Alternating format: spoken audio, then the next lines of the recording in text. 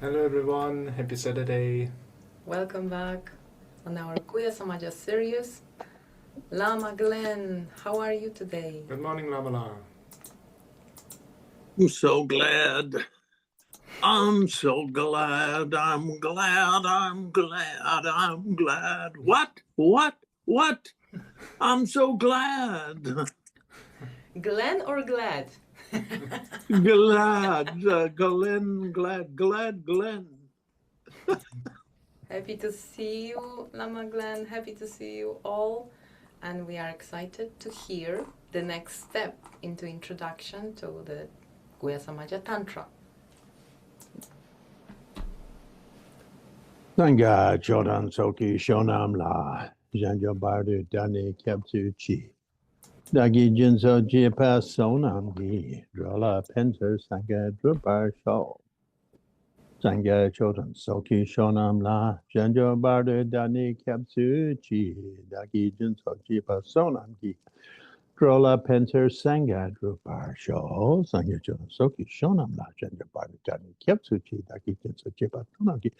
Drola Penter Sangha Drupasha, Sangha Tantra Dewa Dewa Yutan Devarki, Dungaltan Dungagi, Yutan Tawarkari, Dungamewa Dewa Tami, Trawarki, Yaran Charan Yela Nebe Tonyama, Nebargurchi, almost Sobo Wa, Shoda Sabadama, Sabo, Shodo Hung Tompan, Eat to Yor. Sashi Pergi Jokshik Metok Dram Rela Blinkshin Yede Genpadi Sangye Shingdo Mikde Buwai Drogananda Kshingla Triparishu Om Idam Guru Ratna Mandala Kamnirayetayam.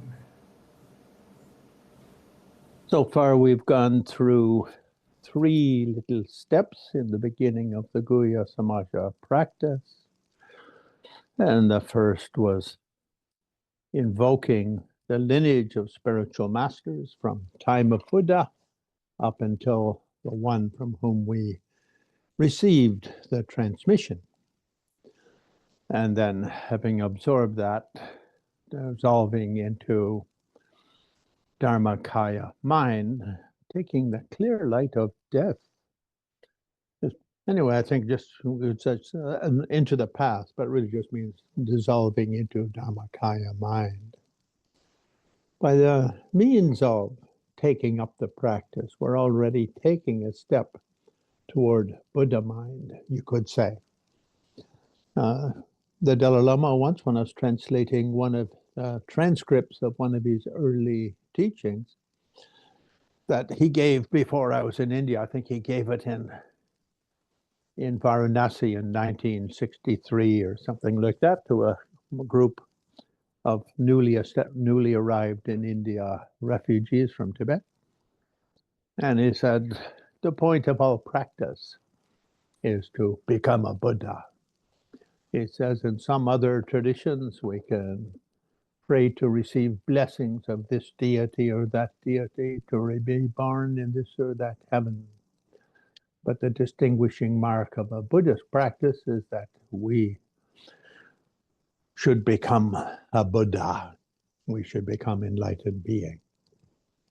And so this dissolving into clear light mind is really a symbol of that. And how do we do that? By connecting with authentic practice received from masters who have achieved high states of realization. Usually in Tibetan, they just say, Topa Champo Toba, they achieved high state of spiritual realization. But we can't really know if anyone's enlightened or not, but if they seem a little bit enlightened and inspirational and they talk nicely and they're very handsome and things like that, and we can listen to them, are very beautiful and looks good, sounds good, tastes good, walks like a duck, quacks like a duck, it could be a duck.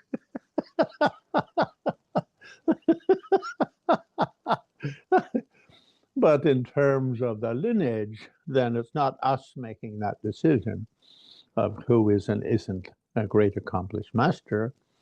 It's basically, you could say, the collective lineage masters of each generation sort of appoints one as sort of the ambassador of that generation of accomplishment. And so we go back to the Buddha and come down through the centuries to great masters, Tilopa, Naropa, Marpalotsawa, coming through the Sakya, through other lineages, through Nyingma, through other lineages, and Ralotswa brought in a lineage, and well over a dozen Guhyasamaja lineages came in. And later, in the early days, and later, Lama Tsongkhapa combined the best of all of those into the Genden Ringlug, the Genden Nyengyuglug, the oral transmission lineage, directly combining all of the essence of all those different lineages. And of course, it was Bhutan Rinchen Trubha who first brought them together, and Tsongkhapa then received them from a number of lines, mainly Kagyu, Sakya, and Shalu, and down until today through the great masters. And you could say relying upon that authentic lineage is a step toward Buddha mind. And we visualize going into that and connecting with it, and then we come out as Guhyasamaja, Vajra Akshobhya, to do the preliminaries, and the preliminaries here meaning blessings of the outer offerings, inner offerings, and Dharma, the preliminary Dharma offering for the Dharmapalas. So in the previous sessions, we went through some of those. And today we're going to go into the offering to the directional protectors. And I thought that would be fun because this appears in all of the highest yoga tantras, these so-called 15 direction protectors. But actually the mantra for offering is Dashadagalakapola Saparivara. That's the offering to the great protectors of the 10 directions. And what's cute about some of these is they're given different names in different tantric traditions, depending, I think, on sort of the Indian history of them. But when we do the blessing of the inner offering, we did that. Then the preliminary offerings for the senses to the 15 Dharma protectors, we do in much the same way. From within emptiness from Oz come vast and expansive cultum. Inside of this are pum, pum, and so forth, initial syllables of the names, each adorned, and being the offering of water for the mouth, water for the feet, drinking water, bathing water, and so forth. So I'd just like to say a little bit about that, because we see that in Vajrayogini, Chakrasambhara Tantra, Yamataka Tantra. It's in all of them in the long sadhanas. Now, some of you might say, but I don't want to practice a long sadhana. I only want to do the short sadhana. It's okay to do the short sadhana, but for real power in the short sadhana, you should have it to the context of the bigger picture, you could say. For instance, when you go into a restaurant and you order walks like a duck, quacks like a duck, must be a duck, you order Beijing duck. It'll come with some other dishes. And you would have to sort of understand what you're ordering in context to the bigger whole. So I thought, because Guhyasamaja, one reason why it's called King of Tantras is because its way of presenting, a way of elucidating meaning is very wonderful. And so when we do this blessing of now this blessing is a funny word in English. I said that every time. Whenever I use it, I always give people a warning. I hate the word blessing, but we don't have a good word for Chinlab in English. It really means transforming. Now, if we look at the way the sadhana goes, we do the action mantra, the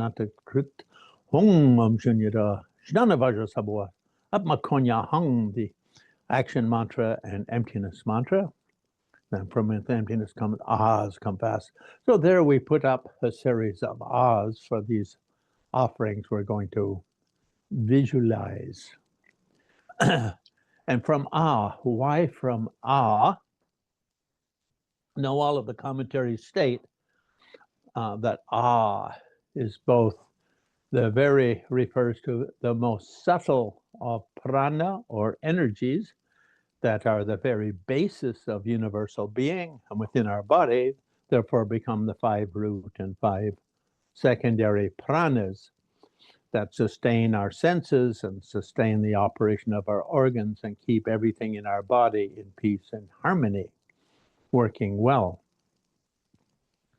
So the here, you could say, is both. Now, as you know, in the Buddhist world, we often say is the essence of the Prajnaparamita teachings, all the 84,000 wisdom teachings of the Buddhas, or the 100,000 Prajnaparamita, 75,000 line Prajnaparamita Sutra, 25,000, 8,000, down to the Heart Sutra, and the most essential form is just simply But here in Tantra, it's a little bit different. We're saying it's both the energy supporting the clear light mind and the clear light mind supported by that most subtle energy. In other words, what we're really doing is taking the essence of the material offerings that we're putting, the 4 waters and the sense offerings, and the perfume at the heart for the mind. We're really taking the essence of those back to their very most primordial state. Therefore, we began with the mantra, action mantra, to chase any negative toxic effects in the material of the offering, and the emptiness mantra to connect it to bliss and void, emptiness. Out of that emptiness comes and that means like a series of them. Sometimes we'll put 7, sometimes we'll put 10 or 11, like that. So here we're doing the 4 waters, then the sensory offerings and perfume for the mind. So it's a set basically of 10 offerings or 11 offerings, depending on how we count them. And so that row of appears. And we think the very essence of primordial substance, primordial wind or primordial air from which all manifest phenomena appear. And that is the support of clear light mind. In other words, this so-called offering, outer offering, is being sent from the very depth of bliss, void, clear light mind, primordial energy, and become vast and expansive skull cups, inside of which are pam, pum, and so forth. Now, why is that? As you'll remember, in Chakra Samvara Yamataka, we don't do that. Sometimes inside of them are just syllable hum, and some tantras inside of them just syllable om, and so on. So here, instead, they put the first letter of the 10 substances, the 4, the 5, and the perfume, Adagam, Pande, Pushpe, Dushpe. And so the 4 waters, we see those in the fire puja. So as you know, in Vajra Mandala, whenever we finish Lerum, Jonas and Gosha put together a 5 fire puja. And that fire puja, it always will have one little table with 4 little pots of water on it. And what are those 4 waters for? And it's metaphorically, it's for receiving a guest. So for instance, if someone comes to my house, they're all stinky and smelly and they got bad breath and they're hot and sweaty from walking the 30 kilometers from the town of Gespe out to my seaside little apartment. And so we give them water to rinse their mouth so their breath doesn't smell so bad and they have a fresh feeling. Water for the feet. They've got sore, hot, smelly feet from walking so far. And water for sipping, in other words, to drink. And finally, because they're very hot and sweaty from walking a long way, with water sprinkled on them. So these, of course, are metaphorical for activities. So they have outer, inner, secret, most secret, and the 6 meanings of all things in Guhyasamaja Tantra, the 6 meanings given to every word of Guhyasamaja Tantra. Now, water for the feet, the purification of past karma; for the mouth, of body, of the water for the rinsing, past karma of speech; water to sip, the sort of internal karmas churning; and water sprinkling on us, the purification of karmas of the mind. So you could say there's kind of a metaphor for the 4 levels of purification. But here, when we invite any guest in India, when you invite any guest, those 4 waters are offered immediately when they arrive. And India, they often will have a few flower petals in each one just to give it a nice aroma, a nice tincture, you could say, and a nice visual aesthetic to it. And so those 4, and followed by flowers, pushpe for flowers, dupe for incense, aloke for offering of light candles, gende for the offering of perfume, for the perfumed oil for the heart, and nevinde, food, and shapte, sound.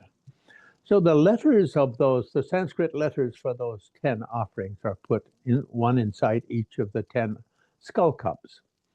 And the commentaries state, Guhyasamaja Rinpoche, when he gave this teaching in Dharamsala in the early 80s,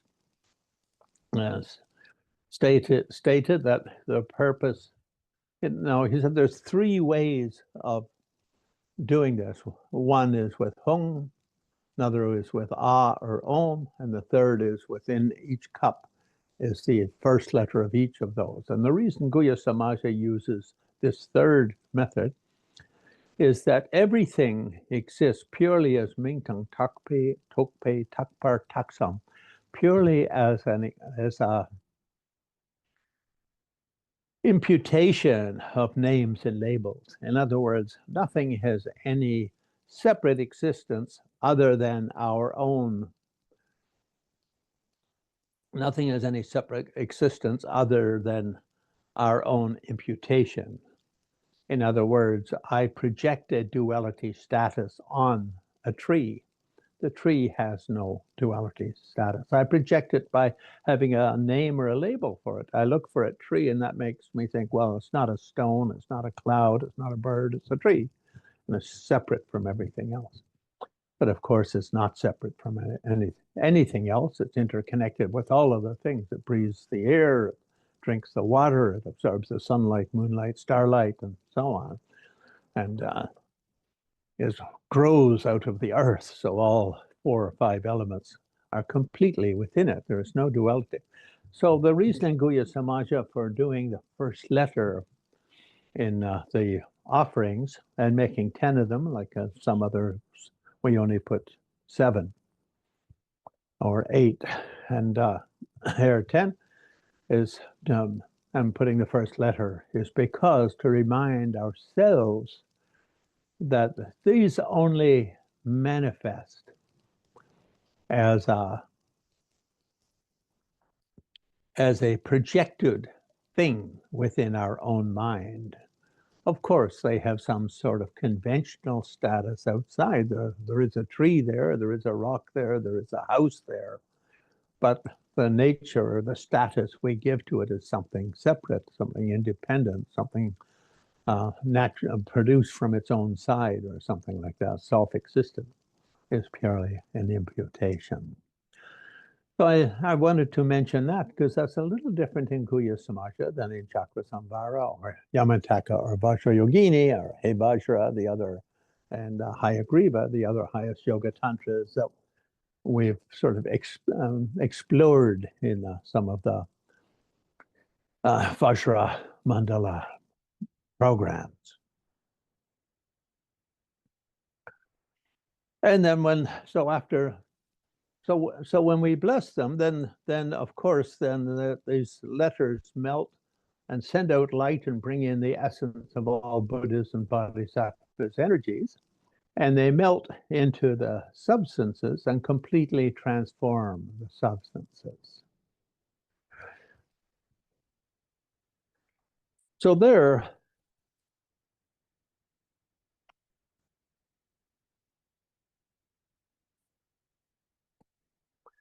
we could say each of the offering substances has three qualities to it. Why? Because it goes into emptiness, comes out of emptiness, and it's the essence of pure prana, or air, wind, the pure building block of the physical reality, which supports clear light mind. And so because it's of that nature of primordial energy and clear light mind, and the energy there represents the bliss factor, the clear light mind represents the wisdom factor. And therefore these energies, you could say, these 10 offerings, whether water, flowers, incense, they are in the nature of bliss and void. So we're really offering bliss and void. And the second is there is the offering material. In other words, we do put 4 waters, and we do put the 5 sense offerings and the perfume for the heart.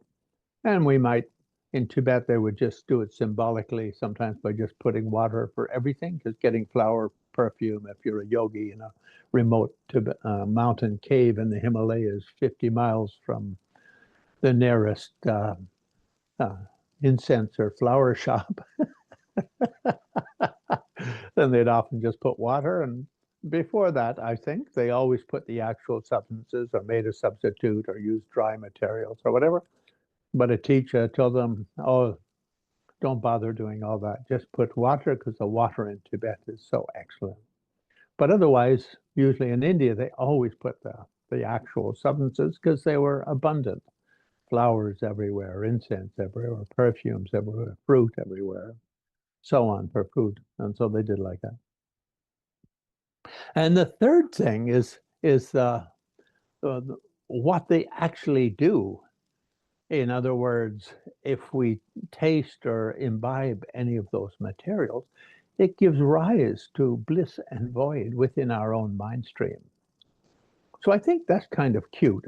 In other words, it's kind of like psychedelic, man. It's psychedelic. But in this case, of course, it's not us drinking it. We're inviting the 15 protectors of the 10 directions. Anta Sharaga Das, they're meaning 10. Sharaga Loka. Loka Pala is protectors of the world, worldly protectors. Now, with these 15 worldly protectors, they have very strange names, poetic names in Guhyasamaja. And that's Buddha's fault. We can blame it on the Buddha, blame it on the Buddha, blame it on the Buddha. Because all 15 of these are in fact older, much older than the time of Buddha. In the, you could say, deities in the early Indian traditions. So each of them, you could say, has a kind of what we'd think of today as a Hindu name, like Indra, for instance. And here, Indra is given the name like a Vajra, what is he called? Vajra, Vajra weapon, 1,000 eyes, riding a white earth protector and holding a Vajra. So Buddha gave him the name Vajra, Vajra martial artist or something like that, with 1,000 eyes. And Kyabje Sangren Rinpoche, in his teaching on it, told a very cute story. He said that Indra was one of the oldest kind of traditions in India of worship. And as a deity, was a worldly deity, and many of the so-called Hindu deities were always sort of scrapping with one another over little issues. and many of them a little bit on the arrogant side in the early days. So we get many stories of those conflicts and little feuds. Anyway, he passed a valley in Tibet and was and he met some of the rishis, invoked him and asked him a question, and the way he responded made them think he was a little bit on the arrogant side. So they did a ritual, and 1,000 vaginas appeared on his body. So he's sort of like a male deity walking around, but with 1,000 vaginas all over his body. Song Rinpoche used to say, a lot of people really like my teaching of Salat, not because I'm any better at teaching than anyone else, but because I have such interesting stories or amusing stories. And so he told that story, and then he says, so then some times passed, and Indra got a little bit embarrassed about walking around with 1,000 vaginas on his body. And so he went back and did a ritual of invocation and made many apologies to the rishis. Rishi in India is like, sort of like the immortals in China, very long-lived, ancient, wise, ascended masters in Western tradition or something like that. And he apologized very deeply, and they said, okay. So they did another ritual, and they turned each of the vaginas into an eye, and therefore Vajra weapon, Vajra armament has 1,000 eyes. And I think if we were to look at this from the symbolic side, of course, first, the 1,000 vaginas representing the female power of wisdom, isn't it? And then when he finds that a little bit over the top, the rishis do another ritual and turn them into 1,000 eyes. Because wisdom and eye is always linked. In Buddhism, we say prajna, wisdom is like the eye eyes that carry us to enlightenment. Upaya, or means, methods, are like the feet that do the walking from here to enlightenment. So we got to see it like that. So anyway, basically, these 15 Dharmapalas are projected into the 10 directions. And the long sadhana gives the traditional iconographical description that was there in the ancient times in India, coming from hundreds, probably quite a few thousand years before the Buddha, because we have Indian recorded history for at least 1,500 years before the Buddha. But of course, some records from that ancient time speaking about much earlier times. So we can say the iconography is going with that. Now, when we practice tantras like Yamateka, Guhyasamaja, Chakrasamvara, many of the Yidams, meditational deities, are given many heads and many arms, like in Guhyasamaja, 3 faces. And they represent the 3 inner channels of the body. And the 6 arms, 5 of the 6 represent the 5 Buddha families, and the 6 represents Vajradhara as Lord of the family. So I'm sure that same thing carries over to those earlier iconographic things. So if we read it from the sadhana, we just invoke in the East, yellow Vajra weapon, the reckoning Vajra illusion. So Buddha changes all their names from Indra, well, like in the East of the actual name, Indra, the South, Yama, the West, Vajranaga, and the West, and the North, Yaksha, who is in ancient Hindu world was the wealth deity, and the Southeast, Rakshas, and Southwest, Vayu, and each of them having multi hands and having their own color and things like that. So when they are invited, they are essentially just summoned. So from our heart, the summoning, and we seeing ourselves as Guhyasamaja, with consort Guhyasamaja Yapyam, but without the other 32 deities of the mandala. We're sitting there, and we're going to invite these 15 Dharmapalas and offer them a dharma. Now we do that, we see that in Chakra Samvara, we see it in the Long Yamataka sadhanas, and I'm sure most other highest yoga tantra sadhanas. And I can't say all, because if I say all, someone will come up with one which doesn't do that, and that'll irritate me, and then I will be like those rishis, irritated, and I'll say a mantra, and that person will suddenly have 1,000 vaginas all over their body. Then they'll have to apologize, and I'll turn them into 1,000 eyes, and then they'll spend a huge fortune with eye drops as they walk around. But anyway, so we invoke, and they all come, and they're in kind of ordinary directions. But if we look at some of the names of the original ones, and Rakshas and Vayus, Vayu is like 4 of these are the earth goddess, and the water, the spirit of water, the deity of water, the deity of air, the deity of fire. Agni is there. And Ishvara, who's like one of the 3 great, what is it?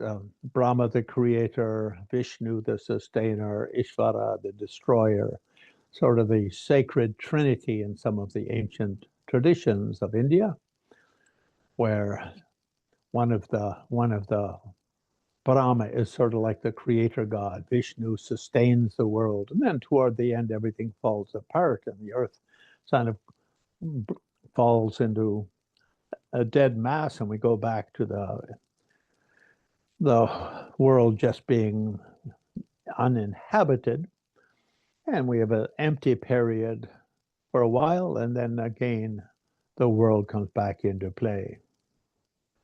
And we see Ganesh, and now like some of them are on an elephant, some are on a Garuda, and so on and so forth. And so we see these in Buddhist, all the Buddhist tantras. These 15 are very, very popular. And you know, when you go into a Zen temple in China, in Korea, and I presume because so much of Korean Buddhism is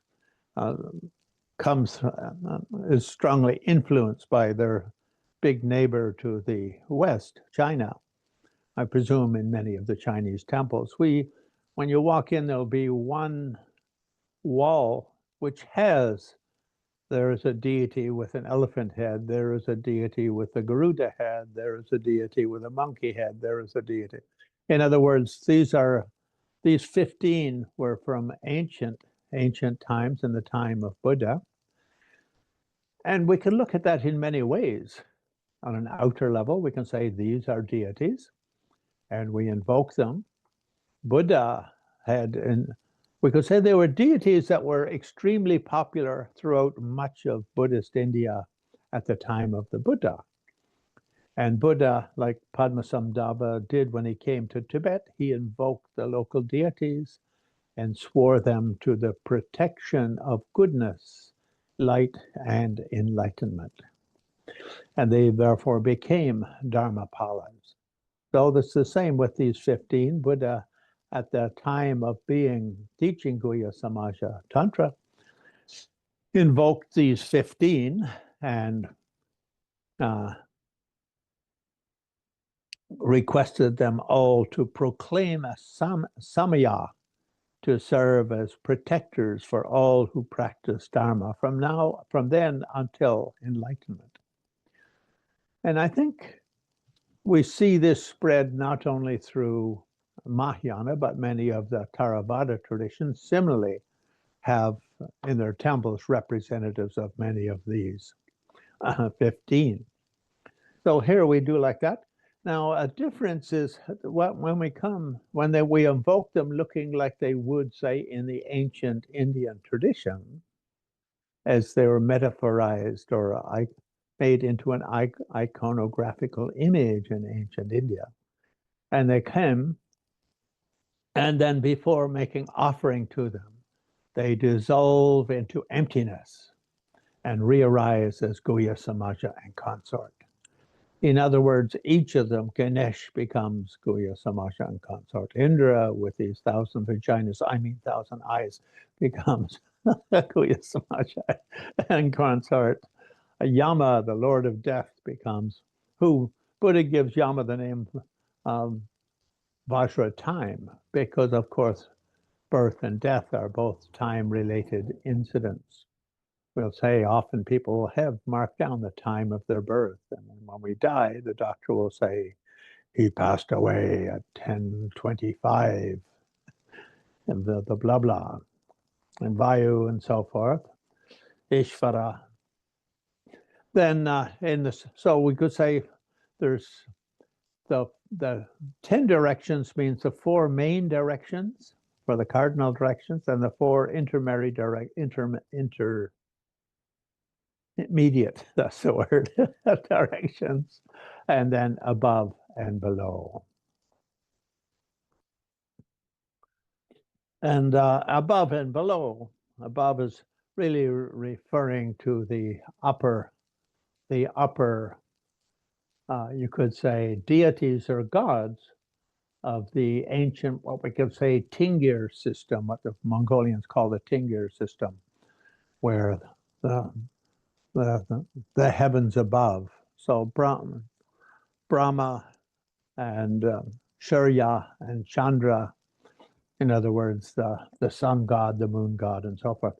So here, I think in ancient times, as in many of the shamanic traditions today, no mountain is a mere mountain. The mountain is also a kind of a body for mountainous energies. And no tree is a mere tree. It's a body for treeist energies. No river, no lake, no pond is a mere body of water. It also has a kind of draws into it a sort of spiritual energy. Yeah. Yeah, so in addition, and then Sung Rinpoche, after going through them all, he does them kind of in brief. And he sort of summarizes: in the east, Indra; south, Yama; and west, the Maruna, who is also Nagaraj; and the north, Ganesh; southeast, Agni, the fire deity, and so on. Then above, the Brahma with the sun and moon, and below, the water, the energies of water which flows down and goes into the earth and so forth.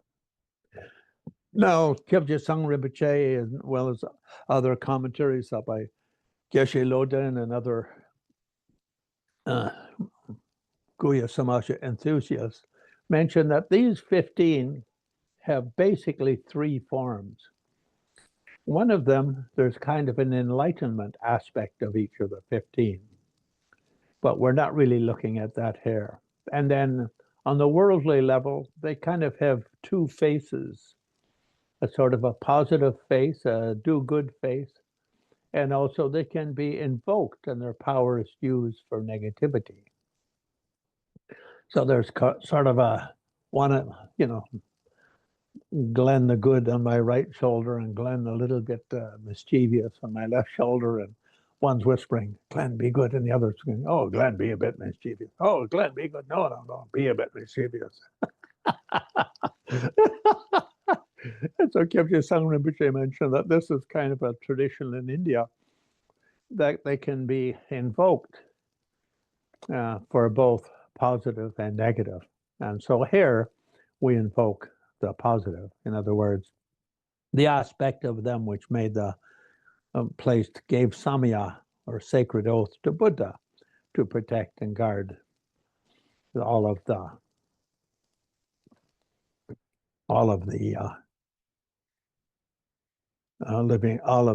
practitioners. Then when we offer those Tashataka, when we offer those 4 waters and 6 sensory offerings, one being for the mind, they melt into light, reappear as Guhyasamaja. Their tongues become at the center of the tongue, a little 3-point or just one prong, like the central prong of a vajra. And from that, lights go out and send a reed of light and drink or consume the essence. Now, we've already transformed these through the mantras, so now they are mere nectar, so no longer ordinary material. And they're just they're transformed into quintessential, uncontaminated, in other words, non-samsaric or beyond ordinary world. They're nirvanic or enlightenment substances. And as they consume these, they consume them with awareness of the three circle. In other words, we do this practice of offering with the three circles of the one performing the offering, and the object, the 15 Dharmapalas transformed into Guhyasamajas, and the act of doing the offering. Now, Kyabje Rinpoche and also other lamas in their commentaries, Geshe Ngawang Darge mentioned, when we do this offering to the worldly protectors, it's a little bit like when a high lama invites some students for dinner. So normally, if we use the word offering in a kind of a religious thing, it's kind of what would you call food chain? A disciple offers to someone higher, we offer a tax to a king, or we offer like that. It's kind of has that kind of meaning in the Asian tradition, the way it's used. But here, we as Guhyasamaja, offering of Dharma, an offering of the sacred offerings to the 15 Dharma Lokapalas, or worldly protectors, it's a little bit like a lama inviting a friend or a student to come and have lunch. And it's not like they're offering regarding that those are higher than themselves. In other words,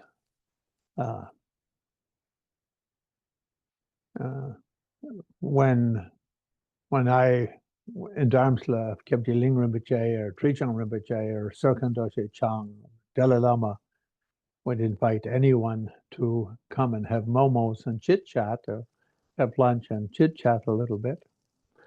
It would be in the sense of, with high lamas, it would be in the sense of friendship.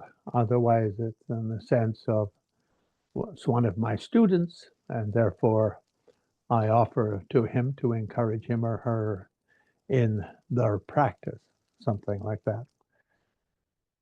So Kyabje Sangye Rinpoche comments that when we do this offering to the Lokapala, we shouldn't do it with the mindset like, I'm a mere mortal and that's a high deity or a god.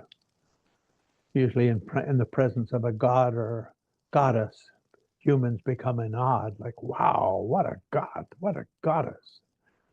And they fall down and bow and pray and all that sort of stuff. But we don't do any of that.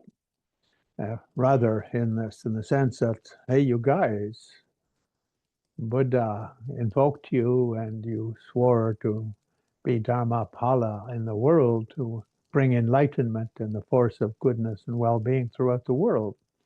So I'm doing these sensory offerings and the Dharma offerings, and please accept and be satiated.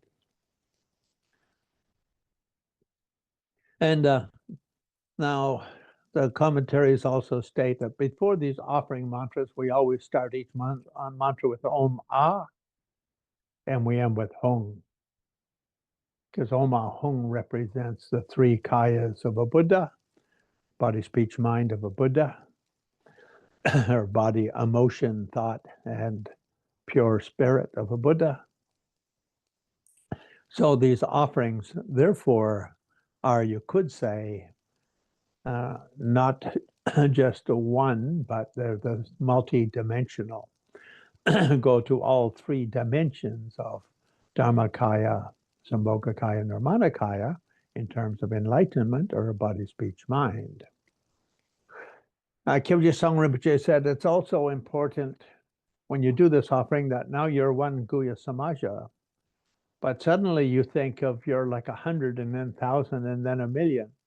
And then you imagine that every single atom of the world has you at its center and the 15 Dharmapalas are surrounding you. So now you're hundreds of trillions of billions of skadillions of Guhyasamajas filling the whole world system. And this is much like in the Zangchu Munlam prayer of Samantabhadra, or Nagarjuna in his commentary quotes the statement on every atom is a Buddha, and that Buddha, that atom is composed of millions of other atoms, each of which has a Buddha, and each of those has another 100 Buddhas. And so it's like sort of like the Russian doll. Inside of the little one goes inside a bigger one, goes inside a bigger one, goes inside a bigger one, goes inside a bigger one. And so you could say the offering fills the whole universe. And so you start your practice by this, invoking the 15 Loka Palas, worldly protectors, and the 15, and the way is described there. And you don't have to, if you want to do as in the short sadhana, you just say, I invoke the 15 Lokapalas who settle in the 10 directions. Kerplow! They transform into Guhyasamajas. Kapow! Kaboom!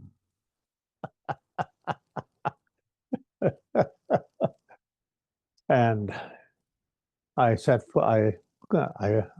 empower or transform or bless the inner outer secret offerings and offer the torma, and from their tongues lights go out. They transform into Guhyasamajas. Vajra on their tongue sends out a light, and they consume the essence of all of the offerings, and they say, okay, we'll be good little boys and girls, and we will help in Dharma practice, and we'll see that no negativity comes to you. We'll protect you in all times, places, and in every way as you do your meditation practice and walk the path to enlightenment. And then there's a long kind of thing you can do. There's a mandala offering you can make to them, which is outer inner secret. The outer is dedicating the world to the enlightenment, and the inner is the body, and the secret is the Salum Tigli, the Tumo power, and clear light illusory body. And in the long sadhana, we have verses to them, and different sadhanas by different monasteries will have slightly different verses. But a Vajra weapon, illusion, fire, time, pestle, and so forth. I offer flowers, incense, lamps, except and then we make the request for enlightenment activity. It sounds a little bit scary, the request for enlightenment activity. And having enjoyed it, and with those who have strong, hateful, interfering, misleading forces who obstruct and so forth, then bind them, destroy, and all of that. And so the meaning is that they should prevent the negative obstructions coming into our life and support our practice in every way. And then toward the end, all of us together, oneself as Guhyasamaja and consort, and the 15 Dharmapala of the 10 directions as Guhyasamajas. Above each of their head is a Vajrasattva as Lord of the family. And when we do one or three Om Guhyasamaja Manupalaya Vasasavatana Patishtandrito Mamboa Sobashaya Mamboa Sotashaya Mamboa Hanurata Mamboa Sarvasiddhya Mevriyacha, etc. As we do that, the energies sort of flow from the Vajrasattva on their heads and fill the body. And within myself, even though I'm seeing myself in Guhyasamaja, just in case I mispronounced any of the mantras or got any of the mudras a little bit sloppy, mentally wandered, fell asleep, had brain fog, or whatever. That and then within the Dharmapalas themselves, they were invoked. And if they said, "No, what? When did I make that samaya with the Buddha?" Dang, I wish I wouldn't have made that samaya. But then this guy over here in Ireland wouldn't be like invoking me and telling me, "Get to work, you guys," and blah blah blah blah. I'd be just lounging on the beach in Bermuda. So from one's own side, if one made any mistake, you could say, often the text say things any was done correctly or not done at all, like that, done incorrectly. Gomparsos in Tibetan, it's appropriate to be yeah. Sorry about that. Something like that.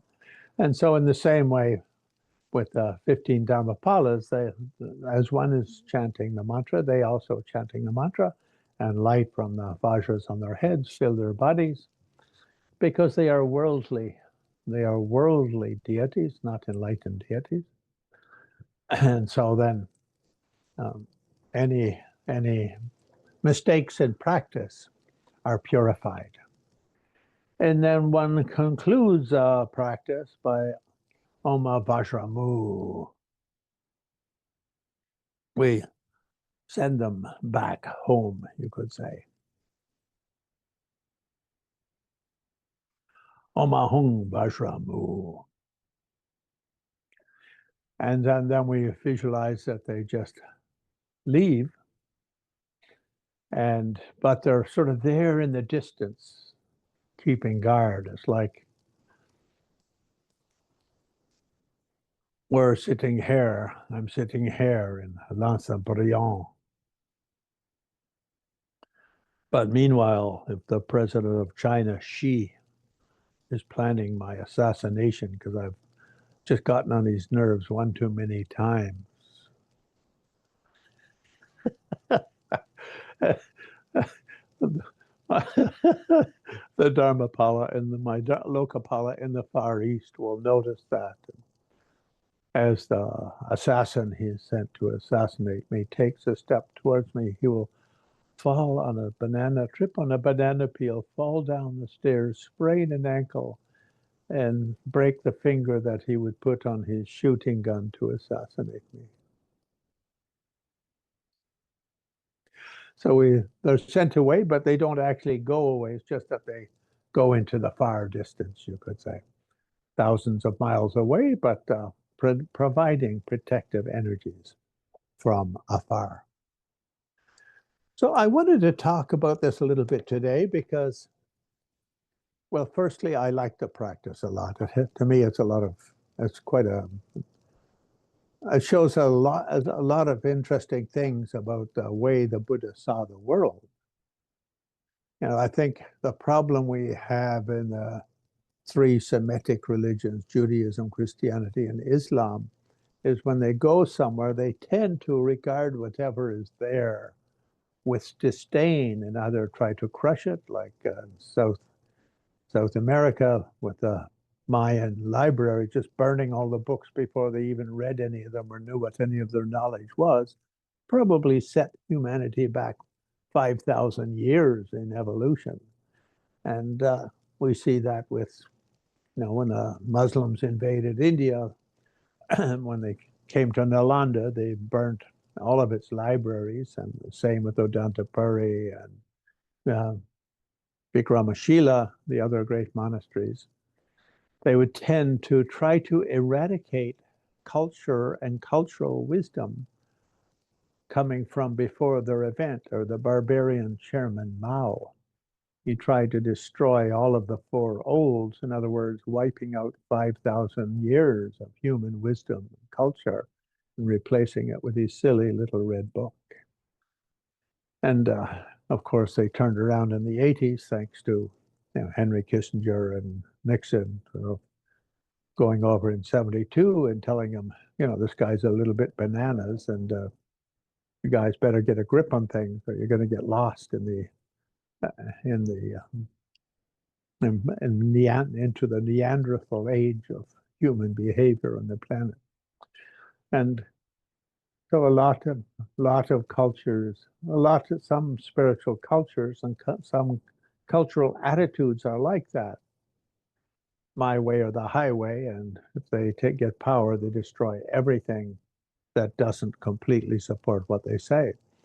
Whereas Buddha very wisely incorporated the 15 main, you could say, religious or spiritual movements in India at the time as symbolized by these so-called deities, and incorporated them as a kind of a protection wheel.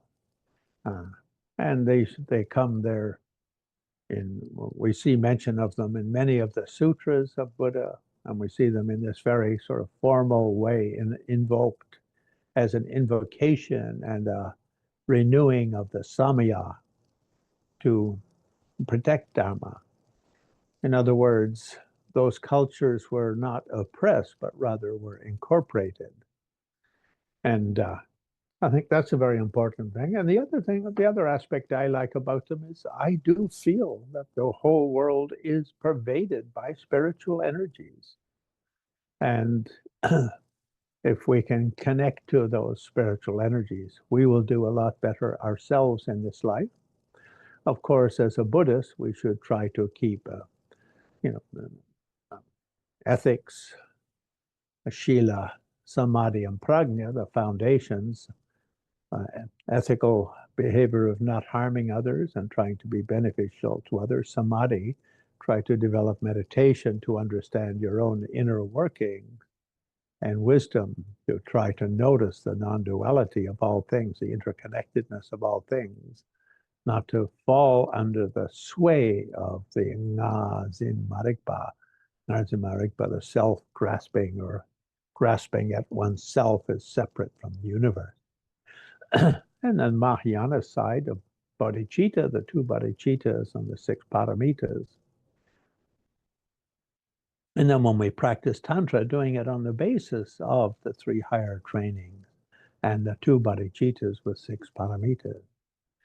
So in other words, the Buddha's approach was to whatever existed in the world to try to bring those wisdom traditions into the Dharma, and in some way just to sort of tailor them somewhat to fit this idea of 3 higher trainings and 2 bodhicittas, 6 paramitas.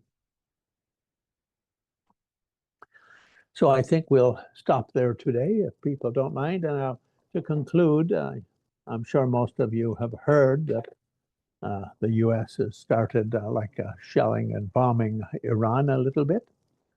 And I had some notes from some of my friends in Israel, and so naturally Iran is shelling back a little bit. So it'd be good if we all do a few Guhyasamaja mantras for them between this and next week, because if it works out nicely, then it would be very good for the Iranian people if they could step out from under this 27-year, this lunatic who's been running them for 27 years. And as some of you know, for the last several years, every summer, I meet with Iranian refugees or exiles, you could say. They're not really refugees in Canada, but exiles. And for about a 4 or 5 day festival where they basically are all kind of connected to the Buddhist world. You could say they're Buddhist Muslims. And they call their festival Bhumi after the Bodhisattva Bhumis. They're not allowed to say they're Buddhists. Otherwise, a lunatic running Iran could put a fatwa, a death pronouncement on them, and anyone who would murder them would go to heaven for his efforts. So they have to be a little discreet about that. But within Iran itself, 3/4 of the population are very much oppressed by that regime, and the regime has really been creating a lot of problems throughout the whole world. And there's no reason for it to go very far, basically, if they could just allow a more enlightened leadership to step in. But of course, for the radical Islamophobics, they're scared of those Islamics who are phobic of non-Islam. They don't like to give up their harsh way of dealing with anything they don't like. But as Mahatma Gandhi put it, tyrants always fail in the end. And hopefully that'll happen in the next few weeks. That's my hope. And of course, I don't celebrate anyone bombing anyone, because I travel a lot and I have a vested interest in not getting bombed myself. But also, I love this world. I love all places in this world. When people ask me, what's the most beautiful place in the world? There is none. They're all equally beautiful, equally beautiful. Israel is magnificent. When I went through Iran, back in the days when the king was still there, it was one of the most beautiful countries in the world. Afghanistan was one of the most beautiful.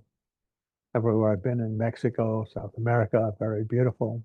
And Europe, very beautiful.